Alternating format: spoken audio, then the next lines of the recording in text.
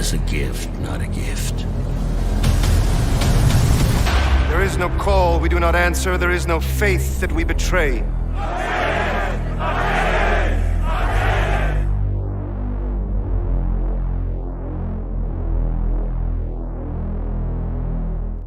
Hello, welcome to World of Conan and to my review of the movie Dune. As a long-time fan of the Dune franchise.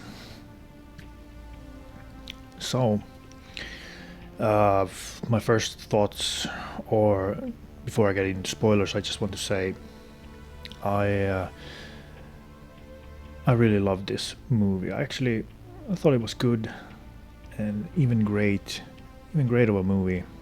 I can completely understand if book fans don't like this movie.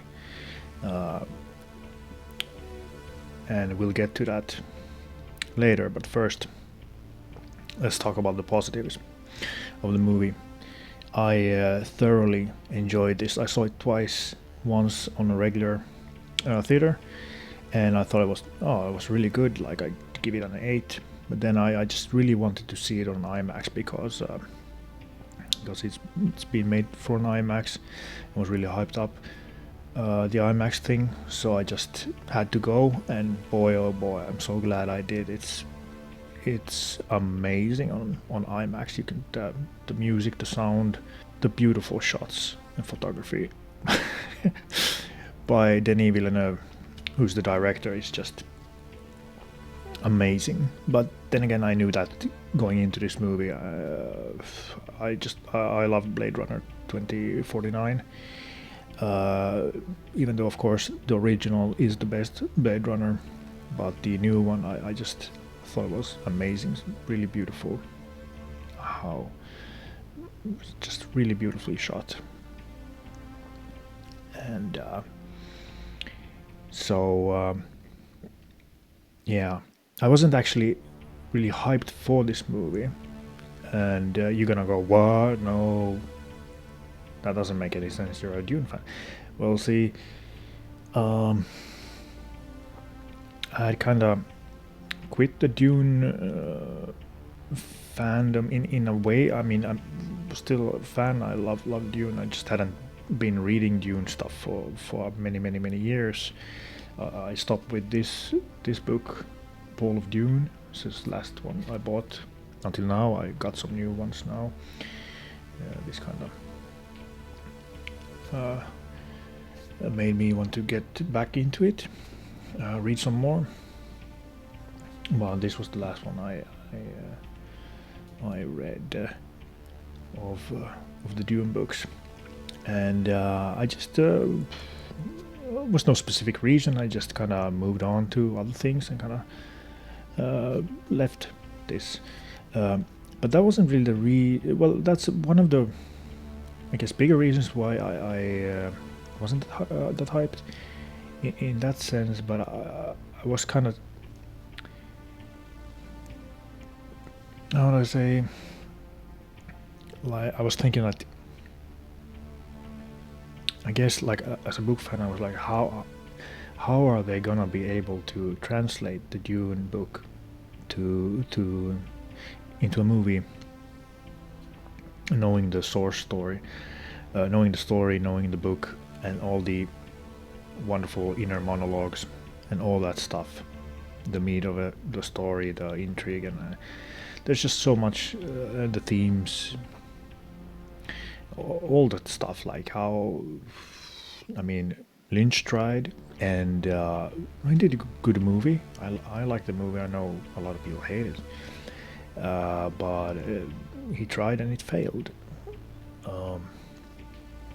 Great score in that movie, by the way, and some fantastic visuals and great stuff. The sandworms, I think, look great in that movie, and a lot of other great stuff. The prophecy theme by Brian Eno is just amazing. Such a, like, to this day, one of my favorite tracks. Really evokes the Dune mysticism, or the Dune, like, all that beautiful stuff in it.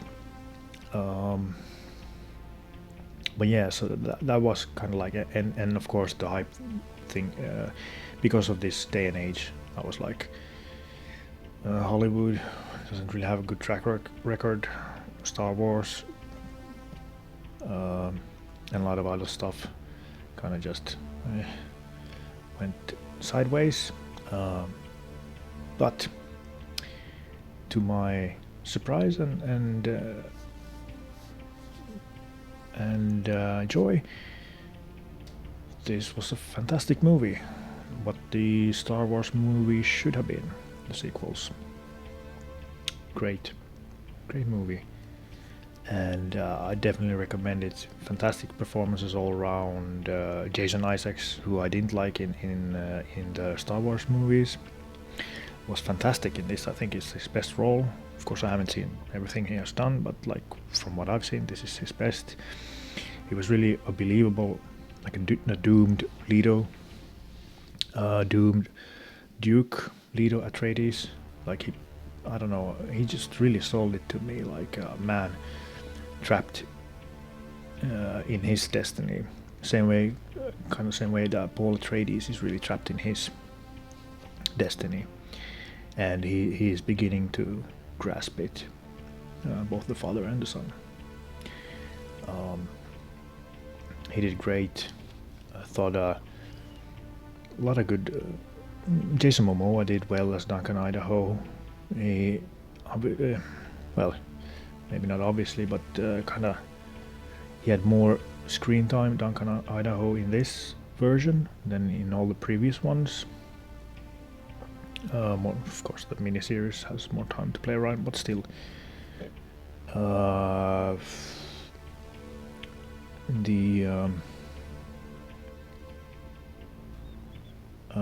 actually thought Dave Bautista did really well as Beast Raban, even though he was really few scenes, but he sold it really well. The Baron was good, but again, really few scenes, so it's kind of hard to. But I mean, the look and all that was good. Maybe not in performance-wise that didn't stand out in yet because he had such few scenes, but we'll see how it goes.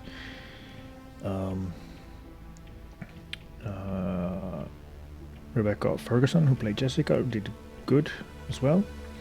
Though, like some people have said, a lot of emotional thing there. I mean, I don't really have a problem per se, but from what I remember, Jessica is really tough, and of course motherly and stuff like that. But still, so when the emotional side was really highlighted in this movie, I was kind of like, that's a interesting viewpoint. Yeah, so there's fantastic things in this movie. I love the beginning. Begins with a message from the deep, fantastic way, and then we start not with Princess Irulan, who is not in this movie. Princess Irulan is the one who narrated both in the previous movie and the miniseries, because she's the narrator in the Dune book, which makes her the obvious choice to have as a narrator. Does not narrate this, but Chani narrates this, which is some great, just beautiful, like epic shots, where the guy stands with his staff that's glowing, and you see the harvester in the kind of sandstorm. It was just, like that's a classic image right now. Like that just stays with me. And then the Harkonnen soldiers walking in the dunes and being attacked by the Fremen from beneath the sands, like that was absolutely beautiful. And then the rockets that's fired from the harvester and strikes the Fremen, absolutely beautiful.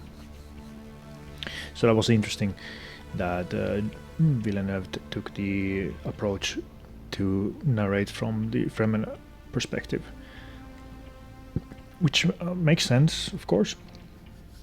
You want to go that way. I mean, it worked. by the way, I'm gonna disagree with a lot of people. I didn't like Zendaya. I've seen her in the Spider-Man movies, and I'm just she just doesn't impress me at all in any which way. And kind of continues here. It's like I think they could have chosen somebody much better. Johnny, from what I remember, and it's been a while since I read the books, but Johnny for me was always really strong, and the strength of the Fremen, and I mean Zendaya tries here, but I didn't feel the strength of her acting. Nah, just didn't work for me. It is what it is. Thufir Hawat was in this. Very little, which is surprising because he's quite integral in the book, at least in the first half. So that was kind of strange.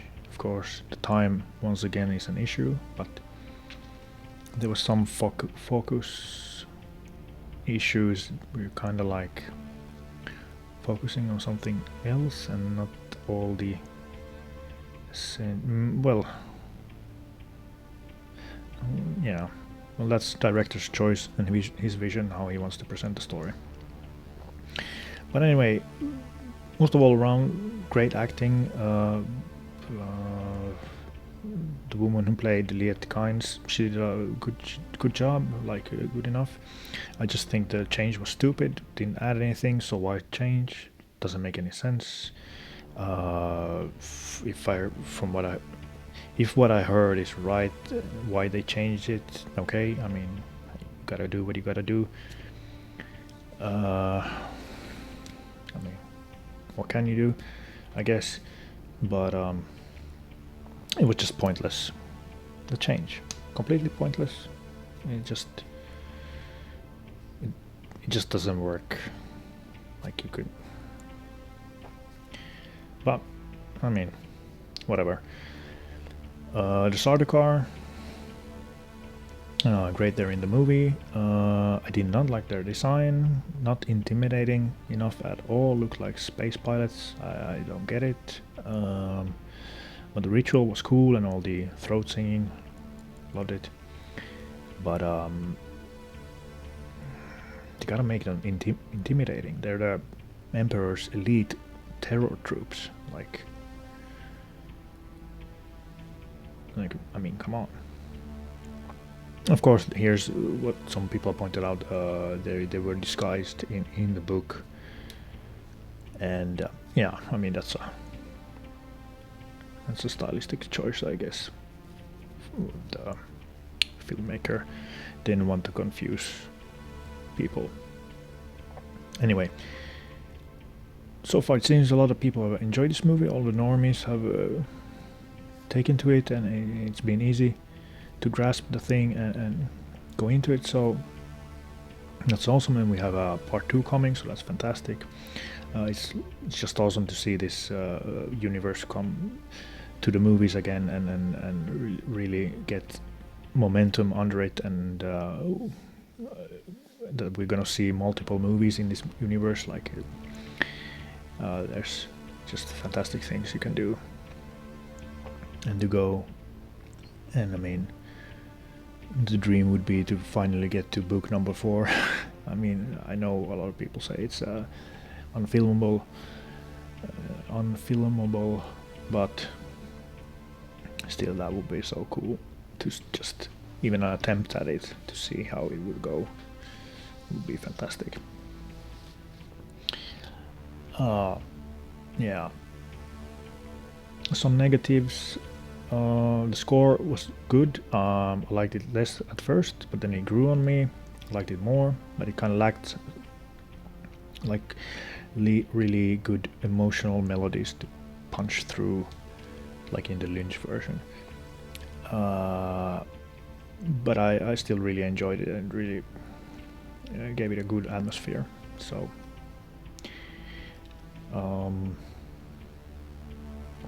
let's see. other kind of small like critiques, and this is why I understand why a lot of book fans wouldn't love this movie.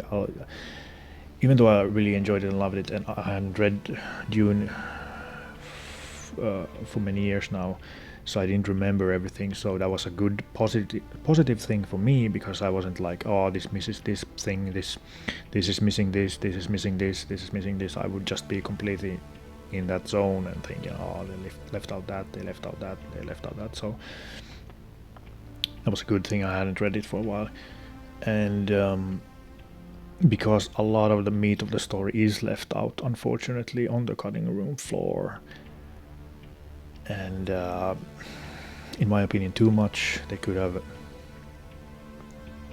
delved more into it. I mean, they don't even show the spacing guild navigators, which they could have easily done when Atreides' family is going into Arrakis, Dune. They could have easily shown the spacing guild, the third stage navigators, do their thing. They don't even say the word mentat. Thufir Hawat is very, very much like left to the side in this movie, which is, like I said, he's really integral in the book. That's a big critique, and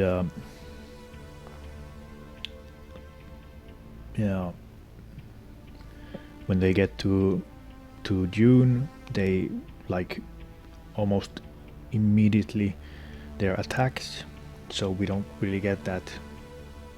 There's so much stuff when they're on Dune before they get attacked. Like there's the, like other people said, the dinner scene. There's missing the Emperor's assassin, the Count Fenring, and who arrives on Dune. And I mean, even with Gurney and Paul, like the a lot of the relationship is completely missing. It's more focused on Duncan Idaho and Paul, even though Paul and Gurney have a really strong relationship. So that is really also sidestepped a lot. And yeah, so it's missing quite a lot. And of course all the inner monologues and the deeper musings and philosophical themes and all this stuff. Obviously they really streamlined the movie to get through it, but Dr. Yui, for example, his imperial conditioning, the traitor thing, who is a traitor in the midst, shut out Mapes, and all that stuff. Like a lot of it, like all of it, just left out. And so I can really understand why a book fan wouldn't love this movie, because there was just so much stuff that was left out or not incorporated. So I can completely understand. No problem understanding in that. But I don't know. I still just loved it. The visuals, the atmosphere, the feeling of it, and all the things that we did get. Because I just thought Jason Isaacs did a fantastic job, and I actually really liked Timothée Chalamet, who did Paul Atreides, who played Paul Atreides. He did it fantastic. He just felt the burden of the destiny, the prophecy hanging on him, and him seeing the visions. Although that was way too much of Zendaya in the visions. I just it was a bit too much. Like maybe show something different. But anyway, so I thought he really, especially at the end, when the Jamies fight happens, he really rises up, and I think he really nails the acting in that emotional journey, and he grows into the Paul Atreides who he must be to go further into destiny. of course, small critique is I just hope he doesn't go too much into the like mopey mopey thing like that his eyes are always like depressed or something like that, because he was in the vision battle where he battles in the golden armor, he's like when it opens up and his eyes are like, and it's like wouldn't you have adrenaline running through you? You would like a bit like that. I don't know. So I just hope he doesn't go too much to the angst, though I understand why he has the angst, but still. So yeah, I just thoroughly enjoyed it. I might even see it a third time. I thoroughly enjoyed it. And yeah, I have all these books out here to show that I am actually a long-time book fan. I got into it through the miniseries when it dropped. That was, I think, 2000. I loved the miniseries and the next one, and I just really got into the Dune universe. It was just, this is fantastic. Gotta get to it more. But I had actually gotten taste of the Dune universe before, because when I was a kid, I loved this game called Dune 2, which is the grandfather of real-time strategy games. I loved that game and played it a lot. That was fantastic. So that was my first brush with Dune, but it wasn't until the miniseries that I got into the books, literature of the Dune universe. But even back then I was like, oh, this is fantastic, the Dune thing, spice and all that theme, but I was a kid, so I didn't really know if there were books and stuff like that. So I don't think I thought about that much back then. But anyway, excited for movie number 2, and I hope they include more of all the stuff they left out and delve a bit deeper, because if they keep leaving out a lot, and I understand the time constraints, it's just gonna be sad. Because, you want to have all those great like that's one of the things I feel Villeneuve as a director is missing, or it's his weak spot. His weak spot is the character scenes and dialogue. He focuses more on the visuals and all the shots and all that. He's a master at that, definitely. But his dialogue and character scenes are not up to the same level as his visuals as of yet. Like if you take an extreme example like Tarantino, who is all about the character scenes and the dialogue, and how to have a amazing impact with the dialogue scenes and the character scenes. That's something Villeneuve needs to work on, in my opinion, to get to another level, and kind of to get an even better level. That's one of the things I think. That's one of the weak spots Villeneuve has, in my opinion. But I mean, he's getting there. There were some good scenes here. Of course, taken from the book, but still, like, great. He knew how to do them, like the Harkonnen Atreides dinner scene when Leto Atreides is about to die. That was fantastic, and with the music and stuff.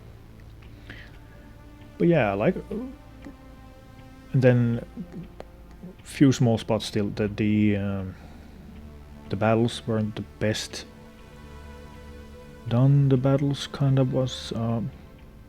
I mean, the individual fighting was kind of like a bit messy, but it kind of worked anyway. So I wasn't that disappointed, but there wasn't that much. We kind of left Gurney really quickly, and we didn't see more of the battle going on the Arrakeen. city. Like we saw more of Duncan flying, which at first is cool, but then you kind of like, I would have wanted to see how Gurney is doing more with all the fighting. But that battle is amazing. When it starts, the music swells up and all the ships come down and the bombs come down and turrets start shooting and stuff like that. Was fantastic. So it was really well done. Like once again, visually and audiovisual, definitely fantastic movie. So not much else to say. I loved it. I'd give it like an 8 or a 9. It's really high, I know, even with all the critiques. Like I think it's missing a bit too much. They could have easily like put in small things like the mentat thing and the guild navigators and just more stuff. There was, if you think about it, there was quite a lot of shots lingering on stuff, but like I said, it was a previous thing. But anyway, the movie felt like, that's the thing. The movie felt more of Paul Atreides' emotional journey, and through his perspective and his eyes that we see this story play out, which is different from the book. The book is more all-encompassing, more of the Dune universe's perspective and story.